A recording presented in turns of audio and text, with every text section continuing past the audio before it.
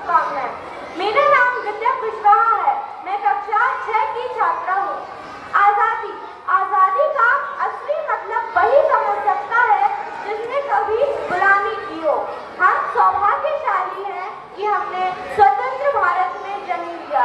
यूं तो आजादी की लौ 1857 में ही चल चुकी थी, जो वर्षाल बनकर 1947 में भारत देश को आजाद कर लाई।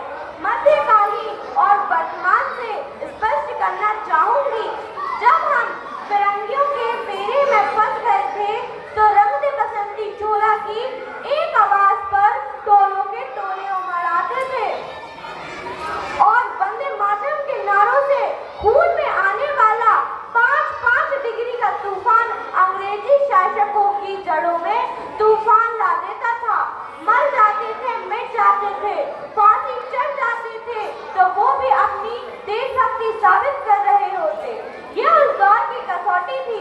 62, 65 और 71 में सुहाग गवा देने वाली औरत जब घर के हालात ऐसे हो जाते थे कि प्यार भी भरपूर गया, मांग का संदूर गया, नन्हे लाल निहाल की लंगोटियां चली गई, छोटी छोटी बेटियों की चोटियां ही चली गई, बाप की कमाई गई, भाई की पढ़ाई गई।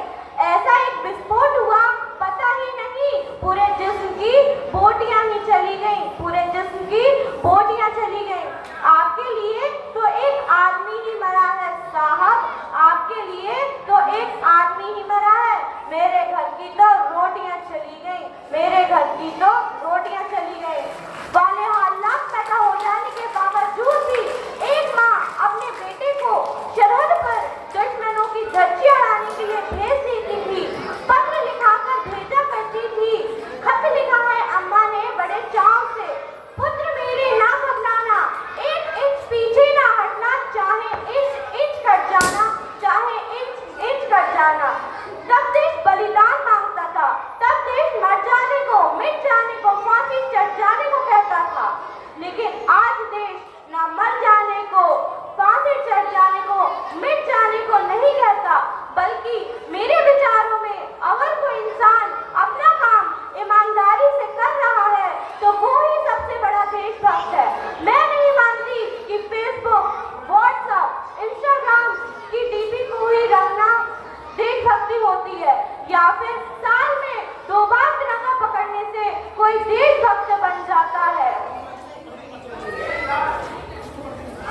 पहले देश बलिदान मांगता था, मर जाने को, मिट जाने को, फांसी चढ़ जाने को कहता था, लेकिन आज देश न मर जाने को, फांसी चढ़ जाने को, मिट जाने को नहीं कहता।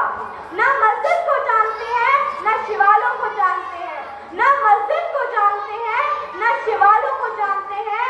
जो पेट के भूखे हो